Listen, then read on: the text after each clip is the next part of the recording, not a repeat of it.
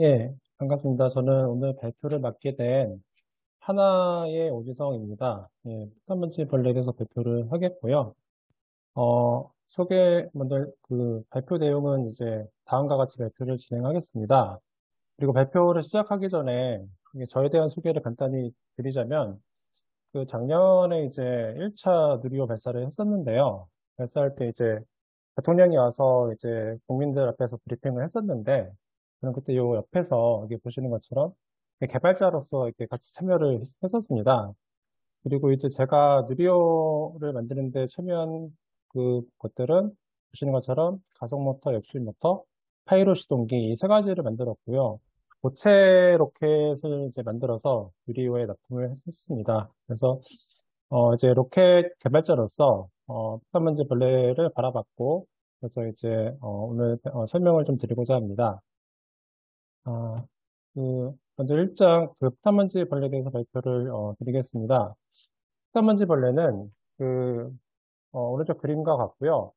한국에도 살고 있기 때문에 아마 보신 분들이 있을 거예요. 그래서 아까 말씀하신 것처럼 이 폭탄먼지 벌레는 창조와 진화 모두 그 폭탄먼지벌레의 정교한 구조에 대해서는 인정을 하고 있습니다. 근데 창조는 이제 현암들과 밀접성이 있고 그래서 지적 설계가 되었다라고 강조하는데, 진화는 이게 뭐 수렴 진화다. 그래서 서로 이제 같은 벌레를 두고서 이제 입장이 다릅니다. 근데 이제 제가 양쪽 입장을 다 이제 찾아보니까 로켓으로서의 설명이 좀 부족하다는 생각이 들었습니다.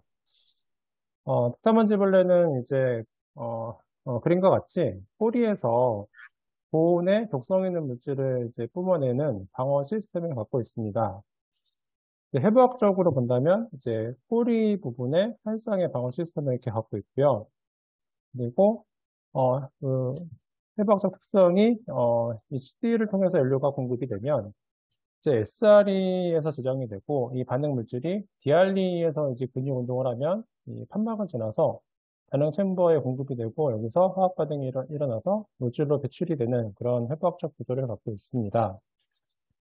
그리고 폭탄먼지 벌레를 이제 사이클로 이제 보시면은, 먼저 이제 챔버 안에 있는 파란 게 이제 챔버 안에 있는 반응 물질이 되겠고요. 그리고 빨간색 요 기다란 게 판막입니다. 그리고 밑에 갈색은 이제 촉매입니다. 그래서 반응이 시작되면은 이 판막이 열리고 이 반응액이 챔버로 공급되고, 그러면 챔버 안에서 이 반응 물질이 촉매하고 만납니다. 만나면은 즉각적인 화학 반응이 일어나서 연소가 일어나고, 연소 압력에 의해서 판막은 닫히고 배기가 일어나고, 그리고 배기가 되면 압력이 떨어지겠죠. 그러면 다시 판막이 열리고, 연료가 공급되고, 다시 촉매하고 만나서 또 이제 화학 반응이 일어나는 이 사이클이 계속 반복이 됩니다. 근데 이 반복되는 그 사이클이 1000Hz까지 올라가고요. RPM으로 따지면 6만 RPM에 매우 빠른 속도로 반응을 하게 됩니다. 폭탄먼지벌레의 화학 반응식은 이제 다음과 같습니다. 첫 번째로 이제 하이드로퀴논이 촉매를 만나면 독성의 퀴논으로 바뀌고, 과산화수소는 카탈라제를 만나면 이제 분해가 돼서 발열 반응을 일으키게 되는 이러한 화학 반응을 갖게 됩니다. 네, 두 번째로 이제 폭탄먼지벌레와 로켓에 대한 비교를 드리겠습니다. 이제 로켓의 원리에 대해서 간단히 말씀드리자면, 로켓은 이제 연소실에서 화학 반응이 일어나면 연소가스가 발생이 되는데, 연소가스가 발생하는 추력에 의해서 작용과 반작용이 발생하고, 이 힘으로 앞으로 나아갈 수 있습니다. 로켓 이론인데요. 복잡하긴 한데 그냥 요 가운데 있는 요 식 하나만 보시면 되겠습니다. 로켓의 추력은 연소가스의 질량유량 곱하기 노즐 치우구에서의 연소가스의 배기 속도의 곱이 추력이 된다는 걸 알 수가 있습니다. 그리고 이 식은 여러 가지 수학적 변형을 통해서 다음의 식으로 바뀌는데, 이 식에서 알 수 있는 것은 로켓의 추력은 연소 압력에 비례하는 함수다라는 걸 알 수가 있습니다. 그리고 로켓은 액체 로켓 기준으로 설명드리자면, 이게 추진제, 연료 공급 장치, 연소실, 노즐, 점화 장치 이 정도의 구성품으로 구성이 되어 있습니다. 그리고 폭탄먼지 벌레와 로켓의 구조를 비교를 해보면 굉장히 비슷한 걸 알 수가 있습니다. 연료를 저장하는 챔버가 있고, 반응하는 반응 챔버가 있습니다. 그리고 중간에 밸브가 열리고 닫히면서 연료를 공급하고요. 그리고 노즐이 있고 노즐 끝에서 이제 연소가스가 배출이 됩니다. 그래서 소재는 다르지만 폭탄먼지벌레는 완벽한 액체로켓의 형태를 띠고 있다라고 판단이 됩니다. 다음은 이제 폭탄먼지벌레에 적용된 로켓 기술에 대해서 설명을 드리겠습니다. 먼저 폭탄먼지벌레 쪽 논문을 보시면 연소실 내부에 압력이 발생한다는 걸 알 수가 있고요. 그리고 또 다른 논문에서는 이 압력이 시간에 따라서 선도를 그리면서 이제 작동한다는 걸 알 수가 있습니다. 근데 모든 로켓은 기본적으로 이 시간에 따른 압력 선도가 그려집니다. 그래서 점화가 되면 점화가 진행되고 연소가 되면서 압력이 유지가 되고 추진제를 다 소모하면 연소가 종료되는 이러한 그래프를 그려지게 되는데요. 모든 로켓 엔진 설계는 결국 궁극적으로 이러한 압력 시간 선도를 그리기 위해서 이 그래프를 얻기 위해서 설계를 하게 되는데 폭탄먼지벌레가 압력 시간 선도를 갖고 있다는 것은 결국 로켓 엔진으로서 설계가 잘 되어 있다고 볼 수가 있습니다. 그리고 로켓을 만들 때 추진제를 골라야 되는데요.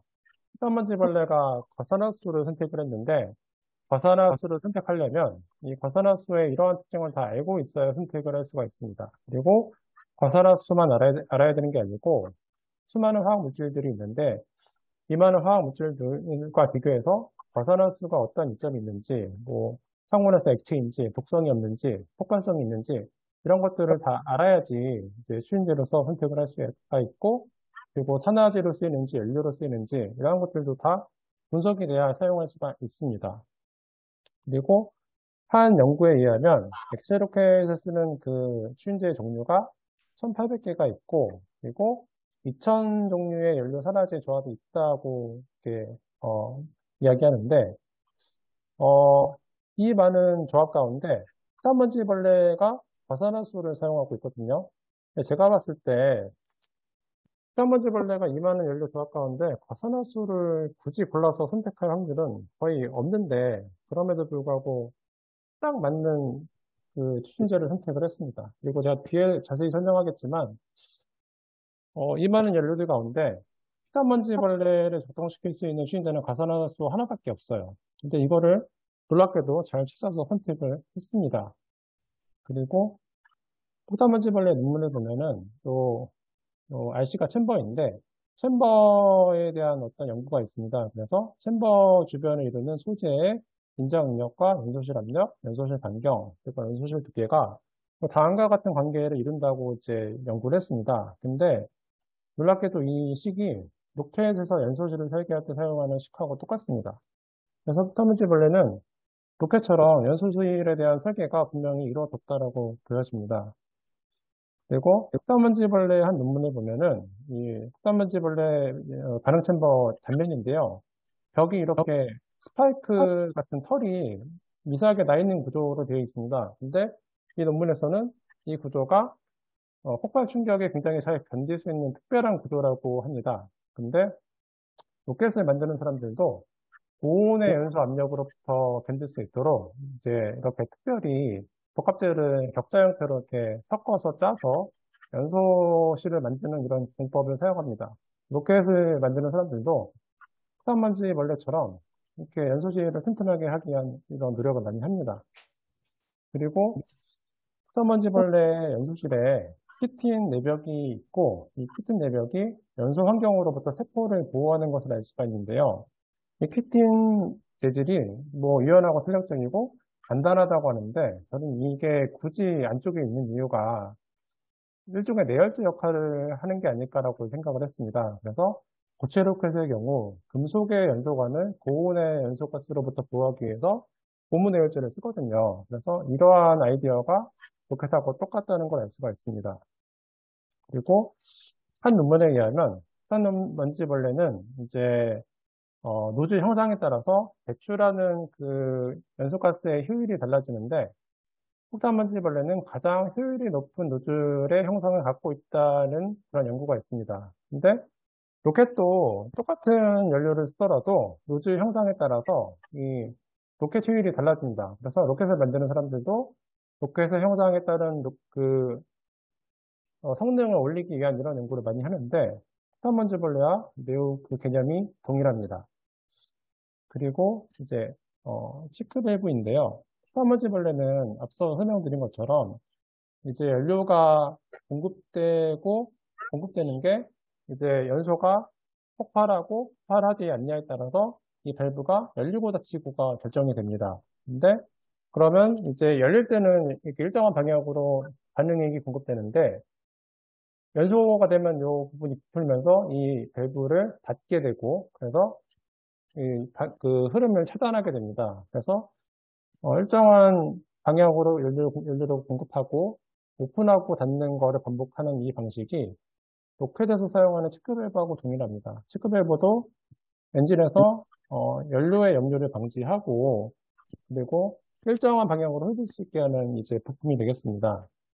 그리고 한 연구에 의하면 흙단먼지벌레가 릴리프 밸브를 갖고 있다라고 이제 하는데 이게 뭐냐면은 노즐 끝에 이 밸브가 설치가 되어 있는데 평소에는 닫혀 있습니다. 근데 연소가 돼서 이 연소 챔버의 압력이 올라가면 압력에 의해서 밸브가 열리고 다 배출이 되면 압력이 떨어지기 때문에 이 밸브가 닫힙니다. 이 열고 닫고를 계속 반복하는 장치인데 로켓도 압력을 밴드시키기 위해서 릴리프 밸브를 만들어서 설치를 하고 굉장히 많이 사용을 하고 있습니다. 그리고 흙단먼지벌레는 노즐 방향을 바꿔서 꼬리 방향을 바꿔서 분사하는 방향을 자유롭게 바꿔주는데 로켓에서도 TVC라고 해서 유압 장치 같은 걸 사용해서 노즐의 방향을 바꿔주는 장치를 고안을 했습니다.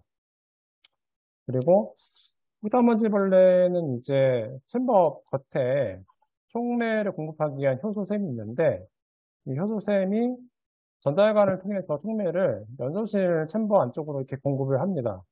그리고 챔버 안쪽에서 보시면 이 MP라고 해서 다공판 형태로 촉매가 이제 공급되는 걸 알 수가 있습니다. 근데 이 다공판의 단면을 보시면 이렇게 촉매가 공급이 되고 밀입자 형태로 반응물질이 쌓여 있는 걸 알 수가 있습니다. 그리고 이 다공판은 단면은 이제 그림처럼 이렇게 구멍이 균일하게 나 있는 형태를 갖고 있는데요. 이 개념이 로켓에서 사용하는 그 인젝터랑 매우 흡사합니다. 그래서 로켓은 이제 산화제와 연료를 공급하고 잘 섞어주기 위해서 인젝터를 사용하는데 이 여러 인젝터 종류 가운데 샤워헤드 인젝터가 흙단먼지벌레하고 매우 비슷한 형태를 갖고 있습니다. 그래서 단면을 비교해 보시면 로켓 인젝터가 구멍이 이제 동그란 구멍이 균일한 크기로 나 있고 비슷한 간격으로 규칙적으로 배열이 되어 있습니다. 근데 흙단먼지벌레의 다공판도 비슷한 형태로 배열이 되어 있죠. 그래서 이 다공판이 인젝터와 형상도 비슷하고 목적이 비슷한 매우 특별한 설계를 갖고 있다라고 볼 수 있습니다. 그리고 흙단먼지벌레는 이제 노즐에서 연소가스를 배출해서 이제 적을 공격하는데 앞다리 쪽에 적을 공격할 때 특별한 방법을 씁니다. 그래서 이제 꼬리 근육을 움직여서 플랜지 쪽으로 연소가스를 배출하면 가스가 플랜지를 따라서 흘러갑니다. 그림에 보시는 것처럼 플랜지를 따라서 쭉 흘러가게 되고 이러한 방식이 이 논문에서는 코안다 효과를 이용했다라고 이제 이야기를 하고 있습니다. 그럼 이 코안다 효과가 뭐냐?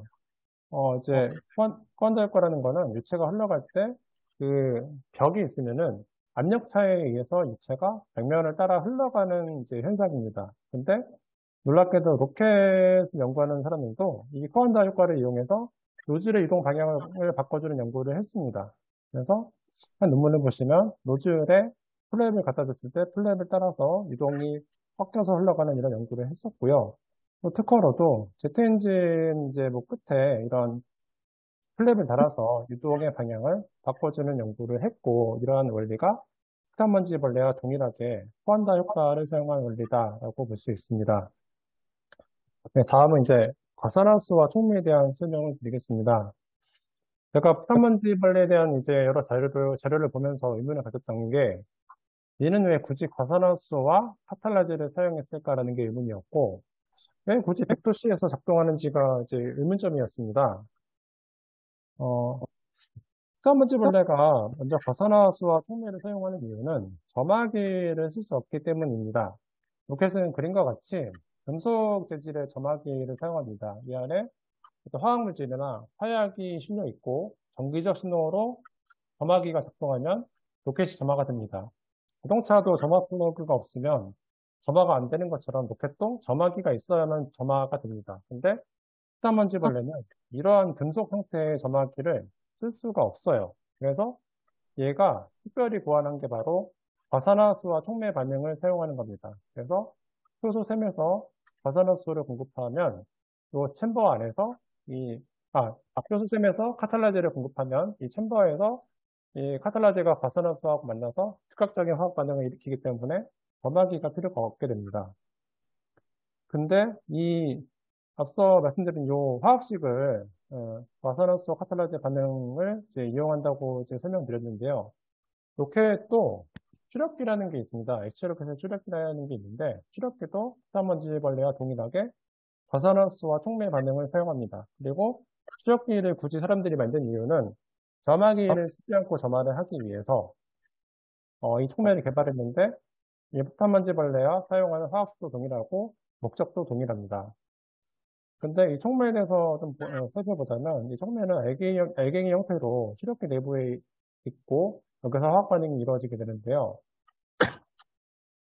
촉매는 이제 그림과 같이 고체 알갱이 형태로 이제 되어 있습니다.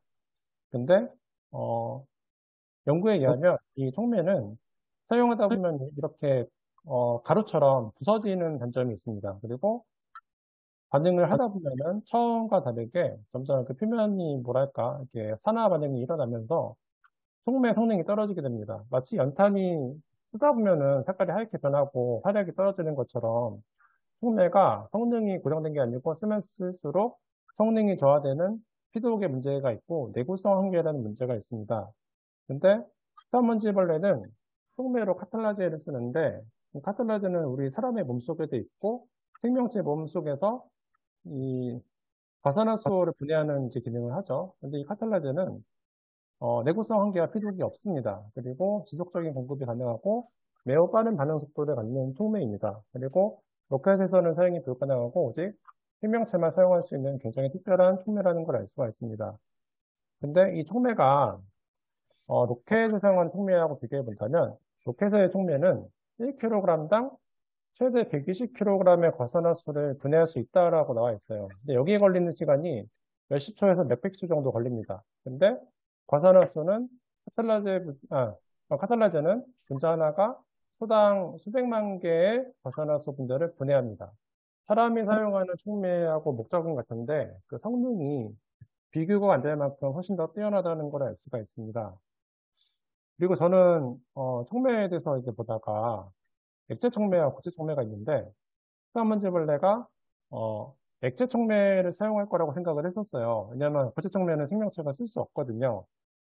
근데 논문을 보면은 흙단먼지벌레는 끈적한 형태의 미립자 형태의 촉매를 쓴다고 나와 있습니다. 그래서 촉매가 이렇게 미립자 형태로 끈끈하게 챔버 벽면에 붙어 있고 반응 챔버에 과산화수가 공급되면 이 표면에서만 반응이 일어나는 매우 독특한 시스템을 갖고 있습니다. 근데 로켓의 추진제 중에 젤 추진제라고 해서 끈적한 젤리 형태의 추진제가 있긴 한데 이거하고 비슷하긴 한데 이거하고 또 다릅니다. 왜냐하면 젤은 입자가 별로 없는 것 같은데 이 과산화수 촉매는 흙단먼지벌레의 촉매는 미립자 형태로 존재하거든요. 그래서 이러한 미립자 형태의 끈끈한 촉매는 아직까지 로켓 분야에서도 사용된 적이 없는 새로운 종류의 촉매가 아닌가라는 생각이 듭니다. 그리고 이제 과산화수 분해 온도가 연구에 의하면 100도씨에서 이제 분해 온도가 일어난다고 알려져 있습니다. 그리고 과산화수 농도가 흙단먼지벌레가 사용하는 과산화수 농도가 10%라고 나와 있습니다. 이거 쉽게 말하면은 10g의 과산화수와 90g의 물을 섞은 용액을 쓴다는 말인데 이 10% 과산화수에 대해서 많은 분들이 그냥 별다른 설명이 없는데 제가 봤을 때 이 10%는 매우 놀라운 수치입니다. 왜냐하면은 로켓에서는 10%의 과산화수를 쓸 생각을 하지 않습니다. 이건 상상할 수 없는 수치고요. 보통 90% 이상의 고농도 과산화수를 쓰지 이렇게 농도가 낮은 과산화수를 안 씁니다. 안 쓰는 이유는 성능도 떨어지고 이렇게 묽은 상태로 쓰면은 점화가 안 될 가능성이 높아서 쓸 수가 없어요. 정말 로켓을 만드는 사람은 상상할 수 없는 농도인데 근데 왜 부탄물질벌레가 굳이 이렇게 낮은 농도를 쓸까라고 분석해봤더니 과산화수소는 이제 농도 67% 이하가 되면은 반응할 때 물을 증발하는 데 쓰기 때문에 에너지를 쓰기 때문에 100도씨 이상의 고온이 발생하지 않는다고 합니다. 그래서 부탄물질벌레가 만약에 고농도 과산화수소를 쓰면은 온도가 거의 1000도 가까이 올라가서 타 죽게 됩니다. 그래서 부탄물질벌레가 죽지 않기 위해서는 농도가 67% 이하의 과산화수소를 쓸 수밖에 없는데 이 67% 이하 중에서도 36%가 넘어가면 이게 위험물로 되어 있고 유기용제 같은 불순물과 만나면 갑자기 폭발하는 특성이 있습니다. 그래서 36% 이하로밖에 쓸 수가 없어요. 부탄물질벌레는 생명체이기 때문에. 근데 왜 굳이 왜 10%를 썼냐? 우리가 약국에서 쓰는 과산화수소 3%거든요. 3%짜리 쓰면 안 되냐? 라고 봤을 때 제 생각에는 부탄물질벌레가 10%의 과산화수소를 쓴 이유는 이거는 실험에 의해서 찾아야 되는 값이지 대충 정할 수 있는 값이 아니에요. 분명히 과학적인 로켓 실험을 통해서 분석하고 찾아야 수밖에 없는 값이에요. 근데 부탄물질벌레는 분명히 누군가에 의해서 이 10%가 가장 적합하다는 걸 알고 있기 때문에 이 농도를 선택하고 있다. 는 그렇게 판단이 됩니다. 네, 다음은 이제 펄스 연소에 대해서 설명을 드리겠습니다. 부탄물질벌레는 이제 그림과 같이 펄스 연소를 사용합니다. 네, 폭탄먼지벌레가 폭발하는 소리를 녹음한 건데요. 녹음한 그 그래프가 예, 펄스 방식으로 톡톡 튀면서 연소가 되는 걸 알 수가 있습니다. 그래서 이 논문을 기반으로 후대에 다른 분들이 연구해서 폭탄먼지 연소 압력이 이렇게 펄스식으로 발생한다는 걸 이제 연구를 했습니다. 근데 이 펄스 방식의 연소가 매우 독특한데 로켓에서도 사용을 하고 있습니다. 그래서 PD라고 해서 이 펄스 데토네이션 엔진에서도 폭탄먼지 벌레와 같이 이 흡입 압축 폭발 배기 과정을 주기적으로 반복하는 사이클을 적용한 엔진을 사용하고 있습니다. 그래서 사이클을 비교해 본다면 폭탄먼지 벌레도 그렇고 이 PD도 그렇고 사이클이 돌아가는 동안에 흡입 압축 폭발 배기가 이제 계속 무한 반복하는 그런 사이클을 갖고 있습니다. 그러면 이 폭탄먼지벌레가 헬스 연소를 이제 로켓에서 사용하는 기법으로 쓰고 있는 건 알겠는데 왜 굳이 펄스 연소를 쓰는가가 전 여전히 이렇게 의문이었어요. 왜냐하면은 로켓은 오른쪽 그림처럼 일반적으로 대부분 정압 연소를 사용합니다. 압력이 비교적 꾸준하게 유지가 되는 정압 연소를 쓰지 이런 펄스 연소는 거의 쓰지 않아요. 상용화된 사례가 거의 없는 특별한 방식이거든요. 근데 펄스 연소를 폭탄물질벌레가 쓰는 특별한 이유가 있습니다. 먼저 첫 번째 이유는 펄스 연소 방식의 효율이 압도적으로 높습니다. 그 로켓의 성능을 나타내는 지표 중에 비추력이라고 있는데요. 추진제 1kg당 얼마만큼의 추력을 낼 수 있는가 하는 지표입니다. 자동차로 따지면 뭐 연비 같은 개념이겠죠. 근데 이 PDE 방식이 다른 엔진에 비해서 효율이 압도적으로 높습니다. 근데 연료를 효율적으로 쓴다는 것은 그만큼 방어에 유리하다는 의미겠죠. 그래서 일본의 어떤 분들이 재미있는 연구를 했는데 이 포식자한테 폭탄먼지벌레를 던져주고 폭탄먼지벌레가 잡아먹히는지 살아남는지를 이제 실험한 이제 연구입니다. 그래서 이 연구를 보시면 변수로 첫 번째는 이제 컨트롤 화학물질을 그대로 갖고 있는 상태로 실험을 했고 두 번째는 트리티드 화학물질을 이제 어느 정도 소비한 상태에서 이제 실험을 했습니다. 그래서 화학물질이 소비된 상태에서는 생존율이 떨어지는 걸 알 수가 있고, 바꿔 말하면은 앞서 말씀드린 추진제를 얼마나 효과적으로 이용하냐가 결국 폭탄먼지 벌레의 생존율에 영향을 준다라고 볼 수가 있습니다. 그리고 이제 펄스 방식은 추력 조절이 가능합니다. 이 펄스 횟수를 많이 하냐 적게 하냐에 따라서 추력을 조절하는 게 가능한데 폭탄먼지 벌레는 보시는 것처럼 본인이 원하는 대로 추력을 조절할 수가 있습니다. 이게 또 역시 이제 생존을 높이는 데 유리할 거고요. 그리고 폭탄먼지벌레가 펄스를 쓰면은 연료 공급에 대단히 유리합니다.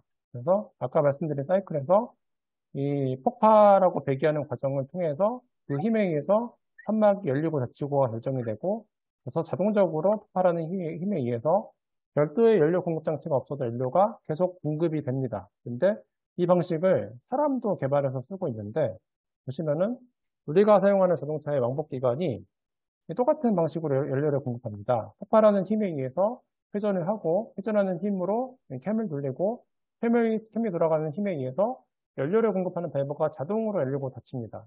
근데 폭탄먼지벌레도 이 왕복 엔진의 이 연료 공급 방식을 그대로 사용하고 있습니다. 이게 매우 효과적이기 때문에 그렇겠죠. 그리고 폭탄먼지벌레의 한 사이클이 이거인데 왕복 기간도 한 사이클에서 뭐 연료 공급과 차단이 다 이루어지는 걸 알 수가 있습니다. 그리고 만약에 폭탄먼지벌레가 정압연소를 쓴다면 연소 압력보다 연료 공급되는 압력이 더 높아야지만 이 엔진이 작동이 됩니다. 그래서 폭탄먼지벌레가 정압연소를 쓰면 연료 공급이 힘들어서 사용하기 매우 힘듭니다. 앞서 보신 사이클에 의한 연료 공급도 어렵고요. 근데 폭탄먼지벌레가 펄스 연소를 쓰면은 연료 공급 압력이 연소 압력보다 낮아도 연료가 매우 쉽게 공급된다는 이점이 있습니다. 그리고 이제 네 번째로 폭탄먼지벌레가 펄스 연소를 사용하는 이유로 연소 불안정을 들 수가 있는데요. 로켓에서 연소 불안정이라 하면 연소 섭동과 음향 섭동이 커플링 돼서 중진을 일으키면 그림처럼 압력 그래프가 이렇게 막 커지면서 폭발을 하게 되는 현상이 있습니다. 이거를 연소 불안정이라고 하는데 폭발하면은 뭐 연소실 내부가 이렇게 파손이 되거나 연소실이 이렇게 터지거나 하는 문제가 있습니다. 그래서 정상적으로 연소하면 압력 진폭이 별로 크지 않은데 연소 불안정이 한번 발생하면 진폭이 막 커지면서 연소실이 깨지게 되죠. 근데 이 연소 불안정이 생기는 이유를 이제 찾아보면 체르켓의 경우 산화제와 연료를 이제 인젝터를 통해서 공급을 하는데 공급할 때 이 연료가 액적의 형태로 공급이 됩니다. 똑같이 균일하게 분사가 되는 게 아니고 이렇게 액적의 형태로 뭉쳐서 공급되는 데가 있고 뭉치지 않는 부분이 있는데 액적이 많은 부분은 이제 연소 압력이 증가하고 이렇게 압력이 증가하고 액적이 없는 부분에서는 압력이 떨어집니다. 근데 연료 공급 압력과 연소 압력이 서로 이제 밀당을 하게 되는데 이 액적이 있고 없고에 따라서 이 진동이 커지면은 점점 커지면서 그 그림에서 보는 것처럼 압력이 어느 순간 갑자기 비정상적으로 커지고 그래서 아주 높은 압력 진동이 생기게 됩니다. 그래서 이 경합연소를 사용하는 로켓은 연소 불안정이 생길 수밖에 없어요. 구조적으로. 근데 자동차 같은 내연기관은 흡배기 밸브 등을 통해서 연료를 단속하게 돼 있고 각각의 행정이 구분되어 있기 때문에 연료를 연소실에 넣어주는데 문제가 없다고 합니다. 그러면 그거 바꿔 말하면은 자동차 같은 그 왕복 엔진은 연소 불안정이 없다는 이야기예요. 왜냐하면 왕복 그 사이클이기 때문에. 그래서 폭탄먼지벌레의 연소를 보시면 행정이 있고 행정에 따라서 연료가 공급되고 차단이 됩니다. 그래서 연소 불안정이 생기고 싶어도 압력이 올라갔다가 내려가고 올라갔다 내려가고 계속 반복하기 때문에 연소 불안정이 생길 수 없는 그런 사이클을 갖고 있다라고 판단이 됩니다. 예, 마지막으로 결론이 되겠습니다.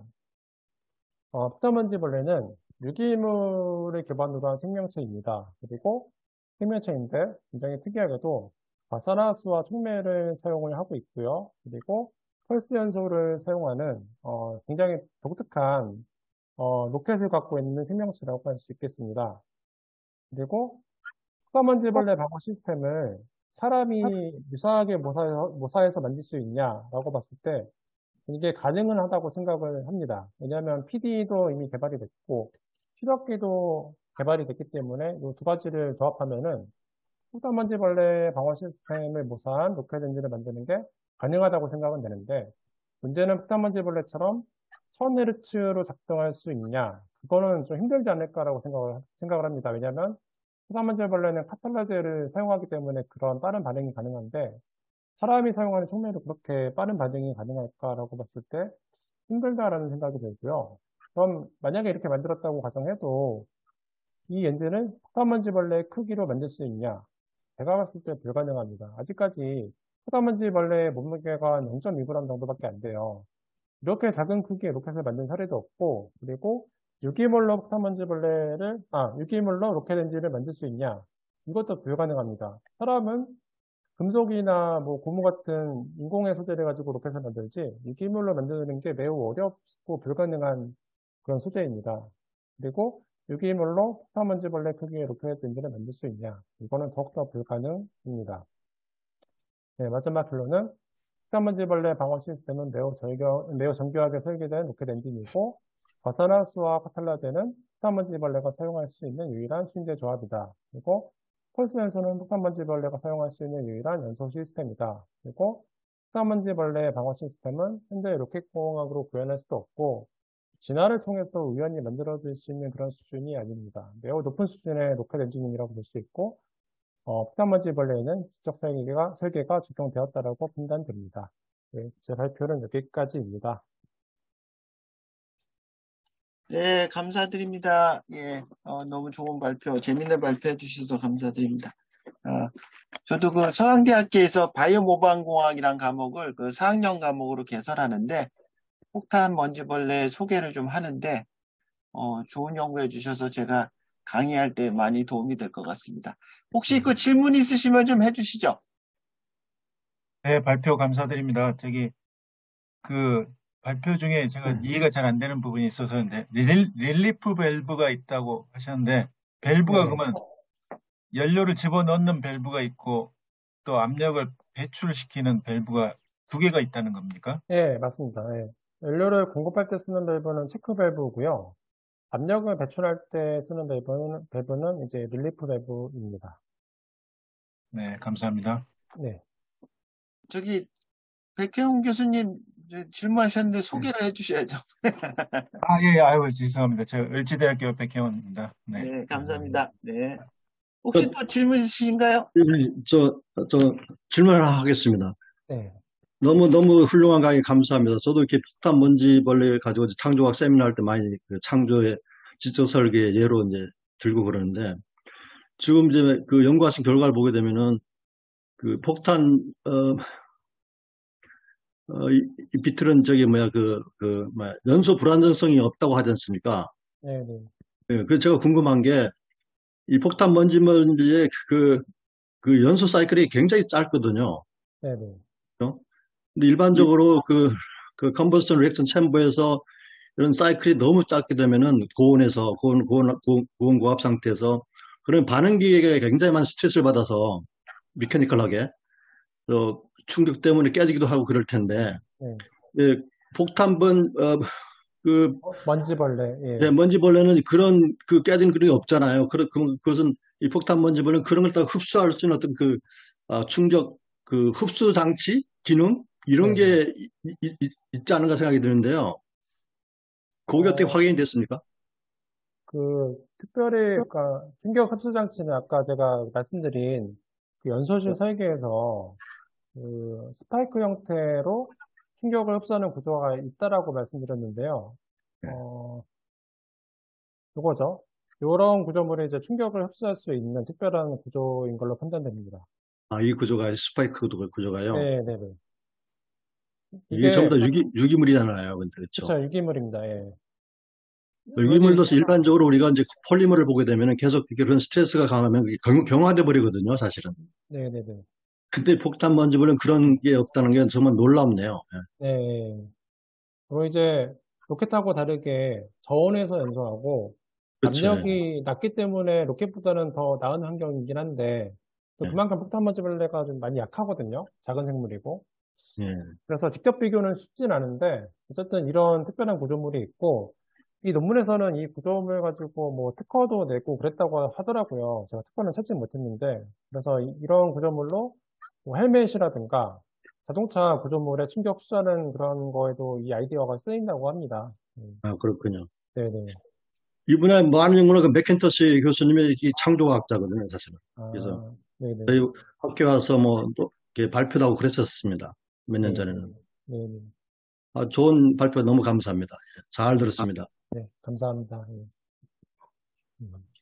네, 지금 또 시간 관계상 또 질문을 많이 못 받게 돼서 죄송합니다. 예, 오늘 발표해 주신 오지성 선임연구원 감사드립니다. 네, 감사합니다.